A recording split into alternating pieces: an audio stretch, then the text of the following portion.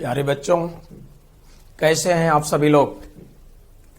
उम्मीद है आप सभी लोग ठीक होंगे और उत्साह से हमारे नेक्स्ट क्लास के इंतजार में भी होंगे। तो आज हम लोग एक वीडियो के माध्यम से फिर थोड़ा सा हमारी आपकी गुफ्तगू होगी, हम लोग मिलेंगे। जैसा कि आप सभी लोग जानते होंगे, इलेक्शन लोकतंत्र में एक बहुत महत्वपूर्ण अवसर होता है और इस समय आप देख ही रहे हैं आपके देश भारत में कुछ राज्यों में चुनाव चल रहे हैं और जहां इलेक्शन चुनाव की बात हो, राजनीतिक दल वो केंद्र बिंदु होते हैं। क्योंकि इलेक्शन की बात हो, सबसे पहले राजनीतिक दलों की बात आएगी और राजनीतिक दल की जहां बात आती है इलेक्शन के समय में, आप जानते होंगे बहुत सारे ऐसे नेता होते हैं जो अपने राजनीतिक भविष्य की तलाश में एक पार्टी को छोड़कर दूसरे पार्टी में जाते हैं। ठीक, तो इस प्रकार से ये एक पार्टी को छोड़कर दूसरे पार्टी में जो राजनीतिक दलों के नेता जाते हैं, दल बदल एक कानून आपके देश में बना है। ये आज नहीं, खूब चल रहा था आपके देश में। यानी एक समय था कि दल बदल एक फैशन टाइप का बन गया था। चुनाव के समय तो जाना ये तो बहुत सामान्य सी बात है। किसी को टिकट नहीं मिला उसको लेकर के, किसी को मनचाहा क्षेत्र से नहीं मिला उसको लेकर के, ये तो बहुत सामान्य सी बात है। लेकिन चुनाव के समय ही नहीं, उससे पहले भी, यानी दल बदल हमारे देश में एक बड़ी समस्या बन गई थी। आज मैं उसी पर चर्चा करूंगा। ये होगा आज का टॉपिक और ये होगा दल बदल।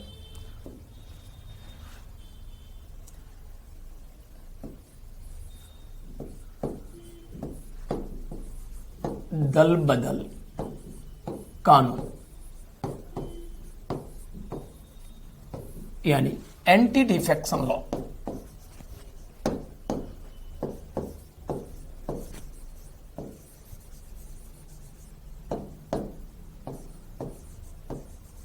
सही मायने में कहा जाए तो इसको कहा जाएगा दल बदल निरोधक कानून, एंटी डिफेक्शन लॉ, दल बदल निरोधक कानून। तो दल बदल क्या होता है, सबसे पहले हम लोग इसको देखते हैं।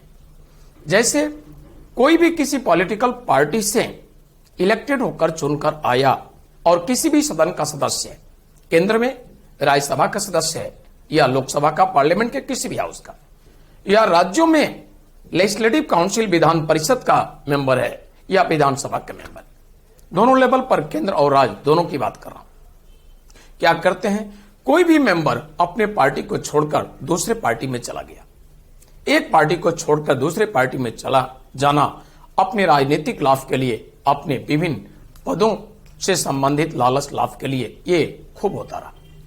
बहुत ज्यादा जब ये दल बदल होने लगा, एक दल को छोड़कर दूसरे दल में, जिस दल के सिंबल चुनाव चिन्ह पर आए उसी दल को त्याग देना, दूसरे में जाना, जब ये ज्यादा होने लगा तो सारे पॉलिटिकल पार्टी के सुप्रीमो, सभी राजनीतिक दलों के हेड इसको लेकर के बड़ा चिंतित हुए। और फिर क्या हुआ, जब काफी चिंतित हुए इसको लेकर के सभी राजनीतिक दलों के अध्यक्ष सुप्रीमो ने, तो भारत की राजधानी दिल्ली में इस मुद्दे को लेकर, इस समस्या को लेकर सिटिंग कॉल किए, बैठक बुलाई, इस पर काफी डिस्कस किया। और इस तरह से काफी डिस्कस करने के बाद विभिन्न राजनीतिक दलों के अध्यक्षों ने, विभिन्न पॉलिटिकल पार्टी के सुप्रीमो ने इस निष्कर्ष पर पहुंचे कि दल बदल भारत की राजनीति में एक कैंसर टाइप का डिजीज है। दल बदल भारत की राजनीति में एक कैंसर प्रकार की बीमारी है और सभी ने इस निष्कर्ष पर पहुंचे, इसको समाप्त किया जाना चाहिए। हमारी राजनीति जो हमारे देश का है, ये बड़ा नुकसान इससे पहुंच रहा है और सभी इसी निष्कर्ष पर पहुंचे। फिर क्या हुआ, भारत की सरकार ने, सरकार के हेड थे राजीव गांधी जी, प्रधानमंत्री हमारे देश के, उन्होंने अपने कैबिनेट की सिटिंग कॉल की, मंत्रिमंडल की बैठक बुलाई, अपने कैबिनेट मिनिस्टर से डिस्कस करके एक बिल फ्रेमिंग किए, एक विधेयक का प्रारूप इन्होंने तैयार किया। और आप जानते ही होंगे, लॉ मेकिंग के लिए पार्लियामेंट के दोनों हाउसेज से बिल पास कराने होते हैं। पार्लियामेंट के दोनों हाउसेज से बिल पास हो गया और इस प्रकार से प्रेसिडेंट का सिग्नेचर भी हो गया, एक्ट बन गया। यानी कोई भी इस तरह से व्यवस्था देने के लिए कॉन्स्टिट्यूशन में अमेंडमेंट की जरूरत हुई। तो इस तरह से बिल लाए और बिल के माध्यम से इंडियन कॉन्स्टिट्यूशन में अमेंडमेंट करके एक कानून तैयार किए। और वह जो कानून तैयार राजीव गांधी सरकार ने किया वह कानून था दल बदल निरोधक कानून, एंटी डिफेक्शन लॉ, यानी दल बदल को रोकने के लिए कानून तैयार किए। कौन सा अमेंडमेंट था? राजीव गांधी सरकार ने इंडियन कॉन्स्टिट्यूशन भारतीय संविधान में इन्होंने जो संशोधन किया था, यह संशोधन था 52वां संशोधन अधिनियम। और ये संशोधन अधिनियम इन्होंने तैयार किया इन 1985 में। तो 52nd अमेंडमेंट एक्ट 1985 में राजीव सरकार ने जो तैयार किया, इस अधिनियम के द्वारा, इस कानून के द्वारा राजीव सरकार ने एक न्यू शेड्यूल का क्रिएशन किया, एक नई अनुसूची तैयार किया। अब तक शेड्यूल्स आपके संविधान में अनुसूचियां अब तक हुआ करती थी 9th, लेकिन इस अमेंडमेंट के द्वारा इन्होंने व्यवस्था कर दिया, या ये व्यवस्था इन्होंने कर दिया 10वीं अनुसूची। तो इसके द्वारा इन्होंने व्यवस्था किया 10 शेड्यूल, 10वीं अनुसूची। और दल बदल से संबंधित जो कानून थे, ये व्यवस्था इन्होंने इसी सूची में किया। तो दल बदल कानून, दल बदल को रोकने का जो कानून था वो इसी अनुसूची में व्यवस्था की। तो नंबर फर्स्ट क्वेश्चन आपसे कमीशन क्वेश्चन अगर करता है कि इंडिया कंट्री में, भारत देश में first time anti defection law कब तैयार हुआ, तो आपका जवाब इन 1985 में। हमारे देश में दल बदल को रोकने के लिए जो कानून तैयार हुआ, संविधान में संशोधन किया गया, कितने नंबर का संशोधन था? आपका जवाब है किसके शासनकाल में भारत में पहली बार दल बदल को रोकने का कानून व्यवस्था किया गया? जवाब प्राइम मिनिस्टर राजीव गांधी जी। ठीक है, दल बदल निरोधक कानून, एंटी डिफेक्शन लॉ की व्यवस्था है किस शेड्यूल में? आपका जवाब होगा 10 शेड्यूल, 10वीं अनुसूची में यह व्यवस्था है। तो इस अमेंडमेंट के द्वारा एक नया अनुसूची इन्होंने तैयार किया और दल बदल रोकने का जो कानून है, एंटी डिफेक्शन लॉ, दल बदल निरोधक कानून, पहली बार व्यवस्था इसी समय 1985 में और इसी अनुसूची में इन्होंने उस व्यवस्था को दे दिया। अब हम लोग बातें करेंगे जो व्यवस्था इन्होंने दिया, दल बदल कानून, एंटी डिफेक्शन लॉ, इसमें व्यवस्था क्या था? तो दल बदल को रोकने के लिए जो दल बदल निरोधक कानून इन्होंने तैयार किया, एंटी डिफेक्शन लॉ, इसमें इन्होंने व्यवस्था जो किया दल बदल को रोकने का, कुछ अपवाद स्वरूप भी व्यवस्था इस कानून में थे, एक्सेप्शन भी थे। तो उस पर मैं बात करूंगा कि दल बदल जो कानून था इसमें अपवाद क्या थे। इस कानून में अपवाद ये व्यवस्था था। आप सोचेंगे कि दल बदल को रोकने का कानून बनाया इन्होंने, उसके बाद भी तो दल बदल होता रहा। 1985 में व्यवस्था किया, 1986, 1987, 1990, 2000 लगातार होते रहे दल बदल। आखिर क्यों? जैसे मान लीजिए आप क्लासरूम में हैं और कोई भी फ्रेंड आपका आ रहा है क्लासरूम में, आपके एंट्री के बाद, आप क्लास में एंट्री कर दिए, उसके बाद आ रहा है और बारिश हो रहा है बाहर और छाता लेकर आ रहा है, फिर भी शर्ट कुछ भीगे हैं, तो निश्चित रूप से आपका क्वेश्चन वाजिब होगा। आपने क्वेश्चन किया कि फ्रेंड तुम्हारे शर्ट क्यों भीगे हैं जबकि तुम छाता लिए हो? उसने जवाब दिया कि छाता में कुछ कमियां, कुछ होल हैं, जिसके कारण से यह छाता पर्याप्त हमको प्रोटेक्शन, संरक्षण कंप्लीटली नहीं दे पाया। उसी तरह से आपके दिमाग में क्वेश्चन होगा, जब दल बदल को रोकने का कानून आ गया फिर भी दल बदल क्यों होता रहा? उसमें बस इसी तरह की कमियां यहां भी थी। क्या इसमें एक्सेप्शनल प्रोविजन, अपवाद स्वरूप कुछ व्यवस्थाएं इसमें थे और सरकार ने एक्सेप्शन में, अपवाद में क्या व्यवस्था दिए थे? इसमें व्यवस्था सरकार ने दिया था कि किसी भी पॉलिटिकल पार्टी, कोई भी राजनीतिक दल जो है, उस राजनीतिक दल के टोटल जो निर्वाचित सदस्य हैं सदन के, जैसे लोकसभा के सदस्यों की बात है, तो टोटल निर्वाचित सदस्यों का अगर 1/3 सदस्य, इतने सदस्य पार्टी से निकल गए, ठीक है, उनकी सदस्यता इस कानून से प्रभावित नहीं होगी, यानी एंटी डिफेक्शन लॉ का प्रभाव उन पर नहीं पड़ेगा। दल बदल निरोधक कानून की प्रभाव उन पर नहीं पड़ेगा 1/3 या इनसे ज्यादा संख्या निकले, ये एक्सेप्शन में था। नेक्स्ट हम लोग देखते हैं, नेक्स्ट व्यवस्था क्या था कि अगर 2/3 या इनसे ज्यादा सदस्य निकलकर और स्वयं पार्टी तैयार कर लिए तो इनकी भी सदस्यता समाप्त नहीं होगी, यह व्यवस्था था। और इन कारणों से बस 1/3 संख्या, जैसे एक कोई अनसेटिस्फाई असंतुष्ट है, सपोज कर लीजिए प्रेजेंटली देखा जाए, वर्तमान में देखा जाए तो मेरे ख्याल से उत्तर प्रदेश में 8 एमएलए हैं कांग्रेस के, एक कोई अनसेटिस्फाई है तो सोच रहा है कि अकेले हम निकलते हैं तो इस कानून के अनुसार हमारी सदस्यता समाप्त हो जाएगी। माना कि चुनाव पास में नहीं है तो इस समय तो कोई बात ही नहीं।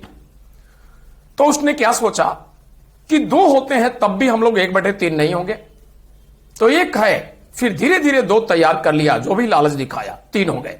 8 में 3 का मतलब 1/3 से ज्यादा हो गए, ठीक है। और इस प्रकार से अब 3 निकल जाएंगे। टोटल इलेक्टेड मेंबर अगर कांग्रेस के यूपी में 8 है, 3 असंतुष्ट है, अनसेटिस्फाइंग है, कांग्रेस से निकल रहे हैं, तो 3 निकल गए। इस कानून के अंतर्गत उनकी सदस्यता समाप्त नहीं होगी, यानी दल बदल निरोधक कानून का, एंटी डिफेक्शन लॉ का उन पर कोई नुकसान, कोई प्रभाव नहीं पड़ेगा। यह है एक्सेप्शन अपवाद। और इसी कारण से दल बदल निरोधक कानून, एंटी डिफेक्शन लॉ राजीव सरकार लाई, 52nd अमेंडमेंट 1985 में लाई। इस अमेंडमेंट के द्वारा फिर भी दल बदल होते रहे और इस प्रकार से आगे चलते रहे। 2/3 सदस्य अगर निकल गए, स्वयं पार्टी बना लिए, इन पर भी इस कानून का कोई प्रभाव नहीं और यह चलता रहा। आइए इसके बाद थोड़ी सी और बातें समझिए। फिर क्या हुआ, लगातार चलता रहा। आपके यहां एक सरकार आई एनडीए गवर्नमेंट के नाम से और प्रधानमंत्री हुआ करते थे अटल बिहारी वाजपेयी जी। प्राइम मिनिस्टर अटल बिहारी वाजपेयी जी की जो सरकार थी, इन्होंने चिंता व्यक्त किया कि हमारे देश भारत में दल बदल को रोकने का कानून तो आया, लेकिन फिर भी दल बदल हो रहे हैं, यानी कानून में जो कमियां हैं उन कमियों को जितना संभव हो सके सुधारना जरूरी है, ताकि दल बदल या तो कम हो, बहुत कम कर दिया जाए, या बिल्कुल ना हो। इसके लिए कुछ करना चाहिए। तो अटल बिहारी वाजपेयी सरकार ने क्या किया, एक अमेंडमेंट किया। और अटल सरकार ने जो अमेंडमेंट किया, यह अमेंडमेंट था 91st अमेंडमेंट एक्ट।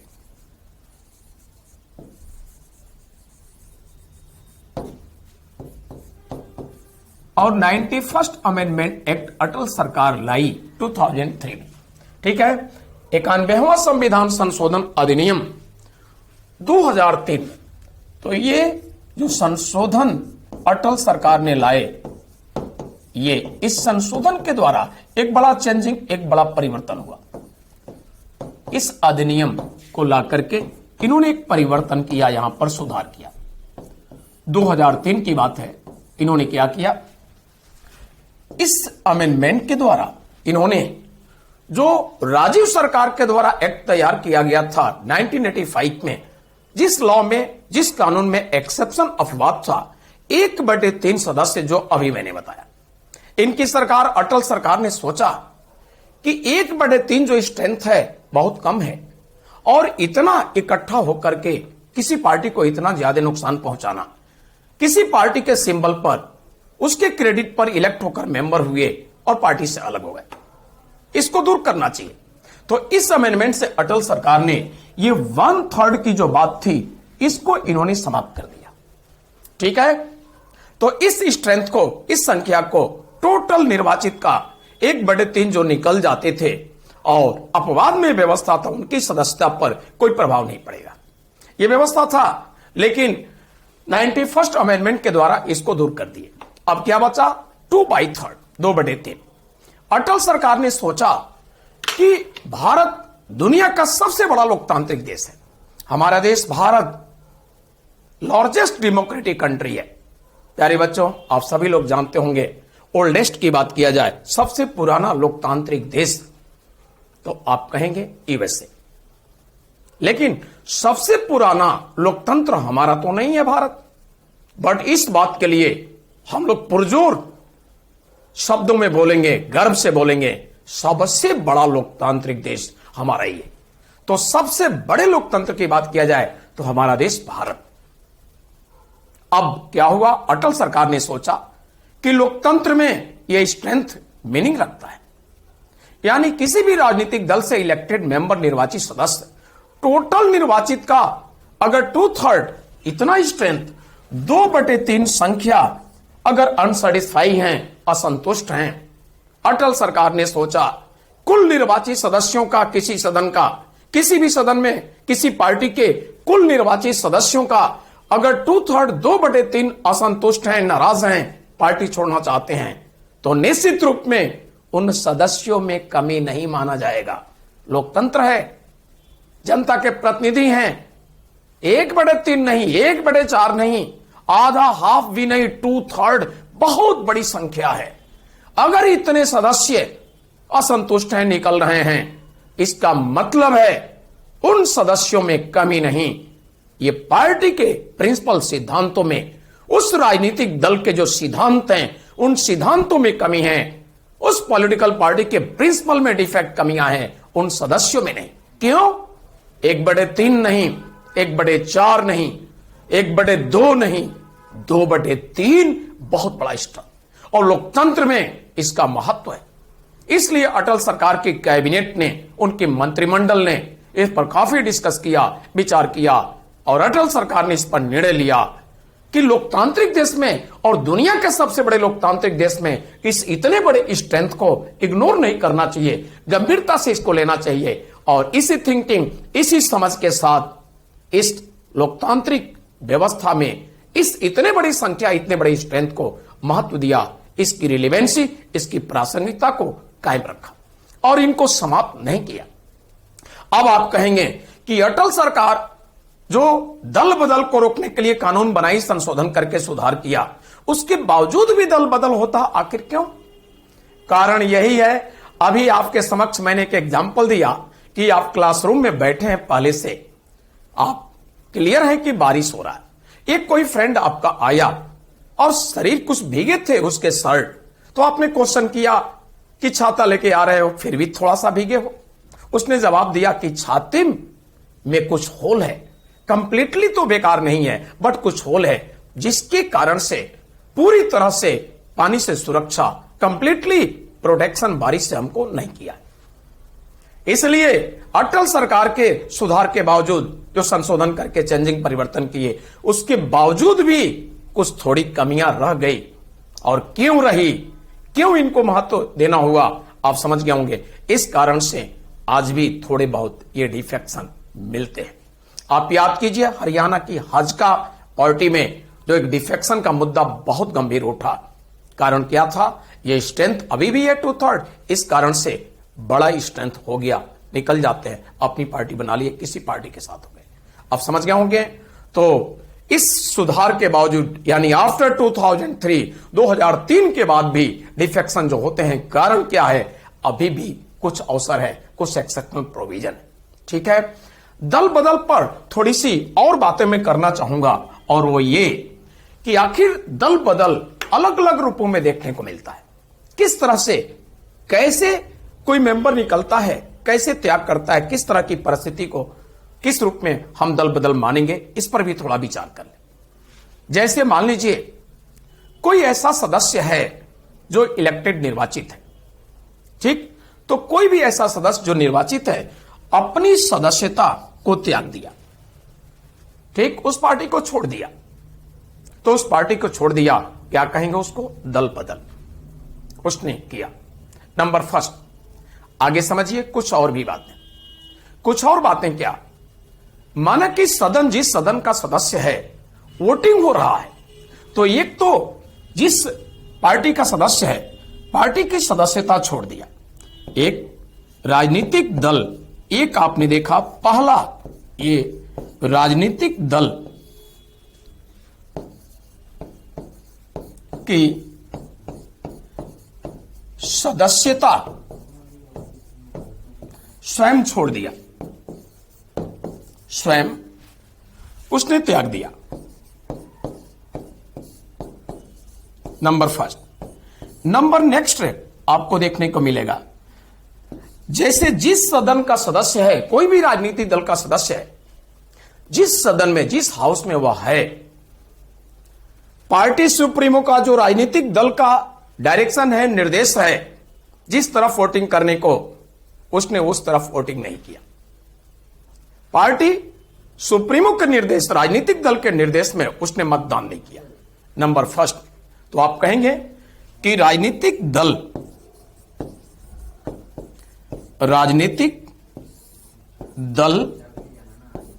के निर्देश में, राजनीतिक दल के निर्देश में मतदान न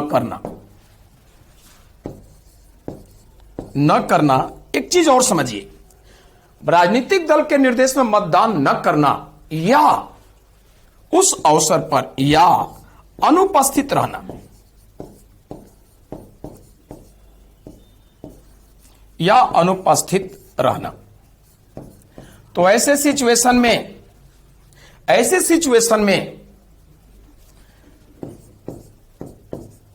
ऐसी परिस्थिति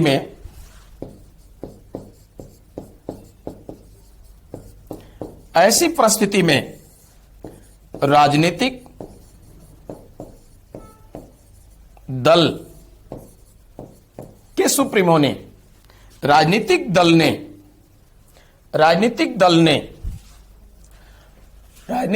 ने अगर 15 दिनों में राजनीतिक दल से 15 दिनों में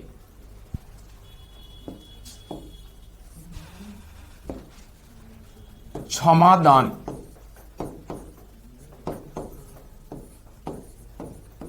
नहीं प्राप्त किया,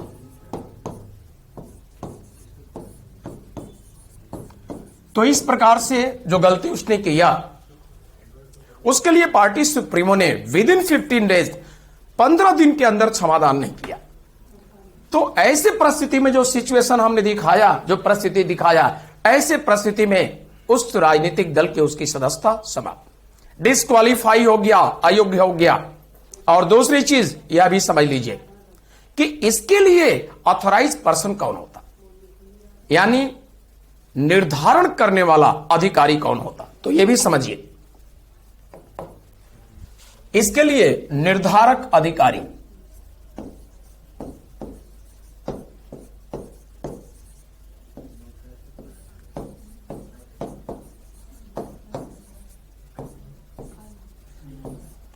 तो निर्धारक प्राधिकारी, अधिकारी, या आप ये कहेंगे कि डिसाइडिंग जो बॉडी है कौन होगा।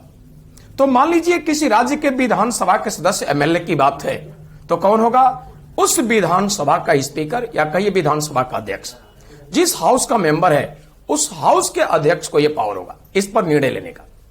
किसी राज्य के लेजिस्लेटिव काउंसिल, विधान परिषद के सदस्य के मामले में निर्णय लेना है तो उस विधानसभा का सभापति, चेयरमैन को पावर है।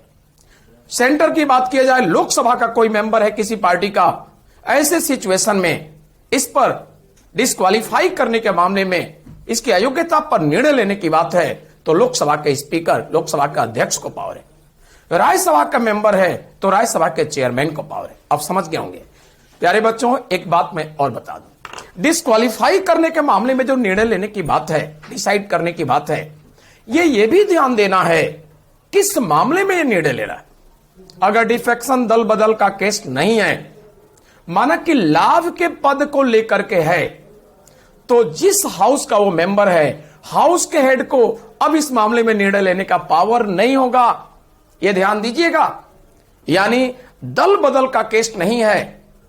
दल बदल के मामले में जिस हाउस के मेंबर हैं, जिस किसी सदन के सदस्य हैं, सदन के सभापति को यह पावर होगा, सदन के हेड को। लेकिन दल बदल के मामले में, माना कि डिस्क्वालीफाई करने के मामले में, उनकी अयोग्यता के मामले में, सदस्यता के मामले में निर्णय लेना है और मामला दल बदल का नहीं है, प्रॉफिट पोस्ट, लाभ के मामले में, तो पावर किसको होगा? अगर राज्यसभा का मेंबर है या लोकसभा का मेंबर है, सेंटर का मैटर है, पार्लियामेंट के किसी हाउस का मेंबर है, तो लाभ के पद में मामले में यह निर्णय लेने का पावर होगा राष्ट्रपति, यूनियन एग्जीक्यूटिव हेड, संघ के कार्यपालिका अध्यक्ष, राष्ट्रपति को पावर होगा। अगर किसी राज्य के विधानसभा का सदस्य है, एमएलए है, या किसी राज्य के विधान परिषद का सदस्य है, तो राज्य का मामला है तो निर्णय लेने का पावर कॉन्स्टिट्यूशन ने दिया है उस स्टेट एग्जीक्यूटिव हेड, राज्य के कार्यपालिका हेड को, और वो होता है गवर्नर, राज्यपाल। क्लियर हो जाइए। तो इस प्रकार से लाभ का पद का मामला है, डिफेक्शन दल बदल का नहीं है, तो हाउस के हेड को पावर नहीं दिया गया है। तो राज्य का मामला है तो राज्यपाल को, केंद्र का मामला है तो राष्ट्रपति को। बट मैं बात कर रहा हूं दल बदल के मामले की बात, डिफेक्शन की, इसलिए मैंने कहा कि सदन के हेड को यह पावर है। क्लियर? आगे हम लोग चलते हैं। इस प्रकार से निर्धारक अधिकारी आपने देख लिया कौन होगा, तो निर्धारक प्राधिकारी, डिसाइडिंग जो बॉडी होगा इस पर डिसीजन लेने के लिए रिलेटेड हेड ऑफ हाउस, यानी संबंधित सदन का सदस्य। तो इस मामले में होगा संबंधित सदन का अध्यक्ष। बता दिया हूं, राज्यसभा है तो उसके सभापति, लोकसभा है उसके अध्यक्ष स्पीकर, किसी राज्य के सदन की बात है तो संबंधित सदन के अध्यक्ष, विधानसभा हो, विधान परिषद हो, तो आप कहेंगे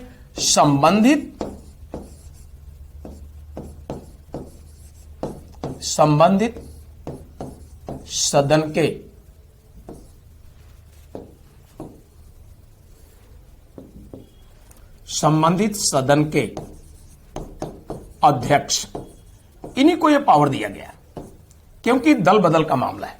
ठीक है। एक बात और हम लोग कर लें, लंबे समय तक, बल्कि देखा जाए प्रारंभ से काफी समय तक हमारे देश में यह परंपरा ये एक बन गया था कि सदन का अध्यक्ष दल बदल के मामले में जो निर्णय लेगा वो फाइनल होगा, वो अंतिम होगा।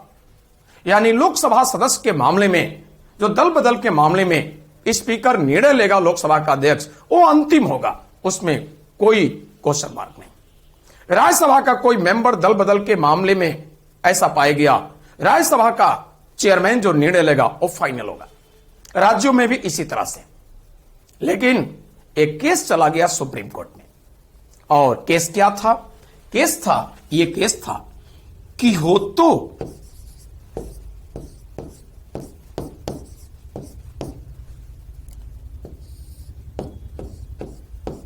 किहोतो होलोहान बनाम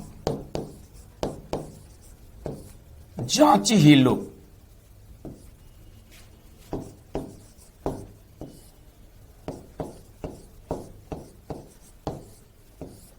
और यह केस 1993 का है। तो 1993 में माननीय सर्वोच्च न्यायालय में केस किया दल बदल मामले को लेकर। केस यही कि हाउस का हेड जो निर्णय लेगा, यानी राज्यसभा के चेयरमैन या लोकसभा के स्पीकर या राज्यों के स्टेट लेजिस्लेचर के हाउस के जो हेड हैं, जो निर्णय लेंगे, वो निर्णय फाइनल, अंतिम नहीं है।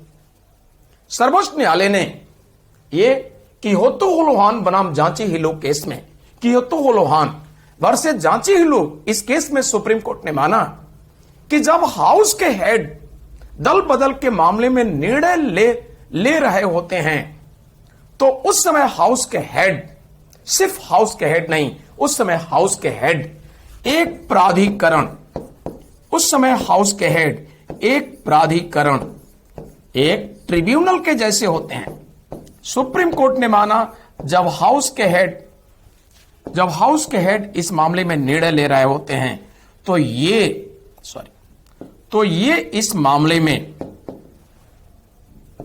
ये इस मामले में एक ट्रिब्यूनल, एक प्राधिकरण के रूप में होते हैं। और सुप्रीम कोर्ट ने अपने निर्णय में यह विचार दिया कि जो भी ट्रिब्यूनल हमारे कंट्री, हमारे इंडिया में है, जो भी प्राधिकरण हैं, उनके दिए गए निर्णय, उनके लिए गए निर्णय फाइनल, अंतिम नहीं है। ये न्यायिक समीक्षा के अंदर, जुडिशियल रिव्यू, न्यायिक समीक्षा के अंतर्गत आते हैं। तो सुप्रीम कोर्ट ने अपने निर्णय में दिया कि जो भी प्राधिकरण है वो न्यायिक समीक्षा और न्यायिक समीक्षा यानी जुडिशियल रिव्यू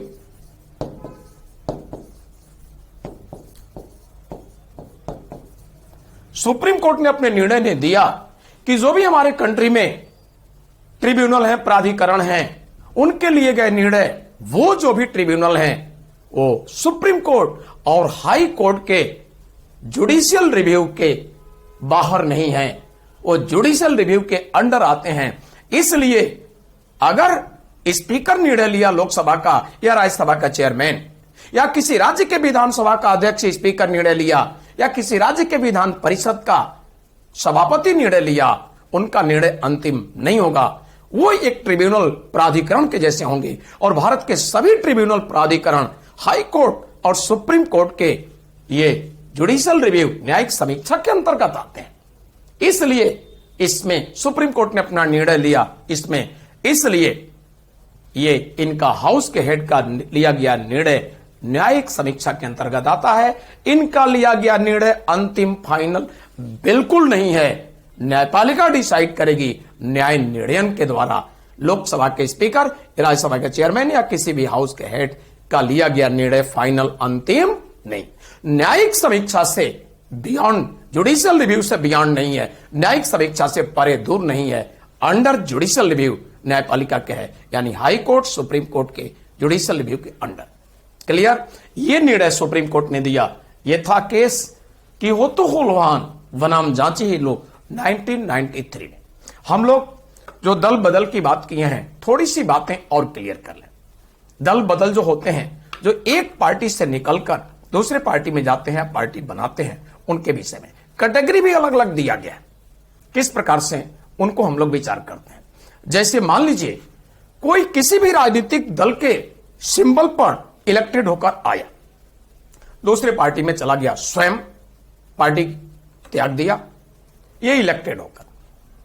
सपोज कर लीजिए कोई निर्दलीय है, यानी कोई सदस्य है किसी भी हाउस का, तो किसी हाउस का कोई सदस्य है, कोई भी हाउस का निर्दल सदस्य,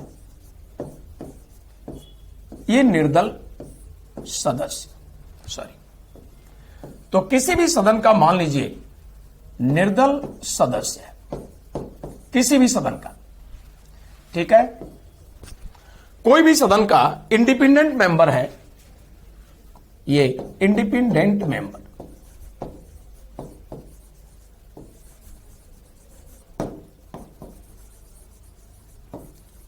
और इंडिपेंडेंट मेंबर राज्यसभा, लोकसभा, विधान परिषद, विधानसभा किसी का है, इलेक्टेड हुआ, निर्वाचित होकर आया और निर्वाचित होने के बाद दूसरी पार्टी में चला गया, इनकी सदस्यता समाप्त, डिफेक्शन, दल बदल के शिकार हो गए।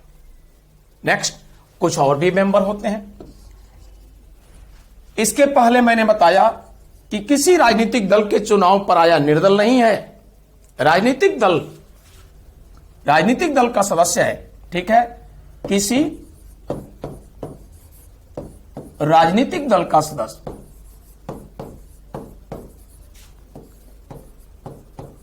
दल का सदस्य, तो उनके लिए मैंने बताया कि पार्टी छोड़कर जिस पार्टी के सिंबल चुनाव चिन्ह पर इलेक्टेड होकर जीत कर आया और दूसरे पार्टी में चला गया, उस पार्टी को छोड़ दिया, सदस्यता समाप्त।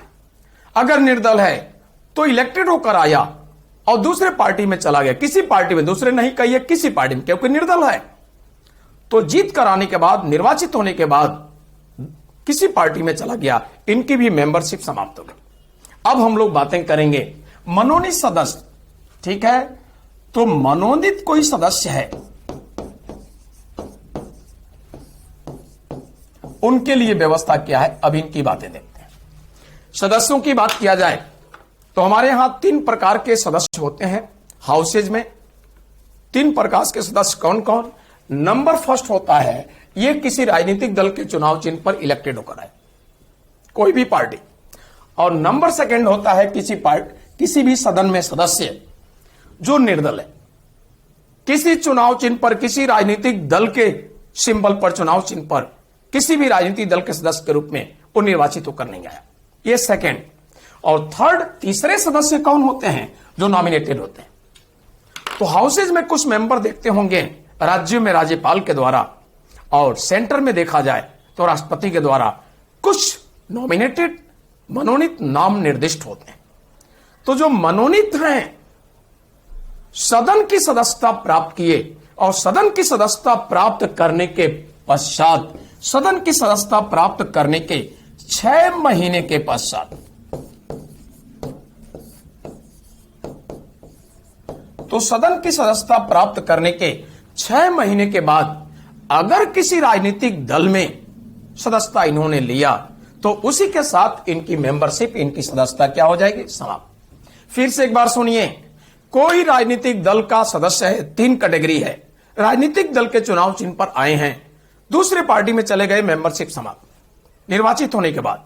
और नेक्स्ट इंडिपेंडेंट मेंबर है, किसी हाउस का निर्दल है, चुनकर आया इलेक्टेड होकर और किसी पार्टी में चला गया, इनकी मेंबरशिप समाप्त। ये दल बदल की जो सिचुएशन हालात हैं उस पर देखिए। और अगर मनोनीत नॉमिनेटेड मेंबर हैं सेंटर या स्टेट, यानी राज्य विधानमंडल, विधान परिषद, विधानसभा या सेंट्रल लेजिस्लेचर, पार्लियामेंट की बात कर रहा हूं, राज्यसभा, लोकसभा, कोई भी हाउस का मेंबर अगर नॉमिनेटेड है, मनोनीत, तो इनके लिए क्या, मनोनीत हुए राष्ट्रपति या राज्यपाल के द्वारा 6 महीने के बाद अगर किसी पार्टी में जाते हैं तो इनकी भी मेंबरशिप क्या हो जाएगी? समाप्त।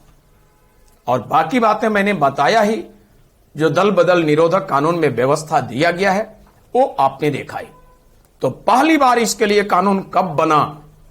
क्लियर होंगे, 52nd अमेंडमेंट 1985 फर्स्ट टाइम। और इस तरह से जो कमियां थी सुधारा गया। इसके द्वारा 52nd अमेंडमेंट के द्वारा एक नया अनुसूची तैयार किया गया, 10वीं अनुसूची। और इस तरह से दल बदल कानून, दल बदल को रोकने का कानून, एंटी डिफेक्शन लॉ इसी में रखा गया। और पहली बार ये कानून दल बदल को रोकने का बना। कमियों को सुधारने के लिए अटल सरकार ने 91st अमेंडमेंट किया 2003 में, और क्या बातें छोड़ दिया, क्या सुधार किया, यह भी समझा। तो अटल सरकार के सुधारने के बाद आज चांसेज नहीं है कि 1/3 निकलें और उनकी मेंबरशिप कायम रहे, बिल्कुल नहीं। दल बदल के शिकार होंगे। 1/3 स्ट्रेंथ को रिमूव कर दिया गया। और कैसे कैसे सदस्यता समाप्त होगी ये भी आपने समझा। तो प्यारे बच्चों, दल बदल निरोधक कानून, एंटी डिफेक्शन लॉ से रिलेटेड मेरे ख्याल से कोई डाउट नहीं बचा होगा। आप हर एंगल से मैंने चर्चा करने का प्रयास किया। जहां से भी कॉन्सेप्चुअल यहां से क्वेश्चन देते हैं तब भी आप समझ सकते हैं, जवाब दे सकते हैं। किसी भी तरह से मेंबरशिप नॉमिनेटेड मेंबर का दे, अथवा ये देता है किसी राजनीतिक दल के चुनाव चिन्ह पर, या इंडिपेंडेंट, निर्दल, कैसे कैसे लॉ क्या है, आज सभी कुछ चर्चा होगा। बस आपका उत्साह इसी तरह से मेंटेन रहे, बना रहे। हम सामर्थ्य आईएएस के मंच पर मैं एसएल सिंह, जैसे फर्स्ट वीडियो में ही वादा किया था, मैंने वचन दिया कि सारे अनुभवी टीचर होंगे, आप फील करेंगे, महसूस करेंगे। इसी तरह से सब्जेक्ट कोई भी होगा, हमारे साथ जो भी होंगे वो सब वही अनुभवी, जो अनेक वर्षों से पढ़ाने का अनुभव है, एक बहुत अच्छा एक्सपीरियंस, उनके निर्देशन में, उनके डायरेक्शन में जो बहुत सारे एस्पिरेंट, बहुत सारे प्रतियोगी सफल हुए, ऐसे ही टीम आपको मिलेगी। तो इसी तरह से आपका स्नेह, आपका सहयोग मेंटेन रहे, ध्यान दीजिएगा। सामर्थ्य आईएएस के मंच पर। थैंक यू बच्चों, बाय, नेक्स्ट मिलते हैं।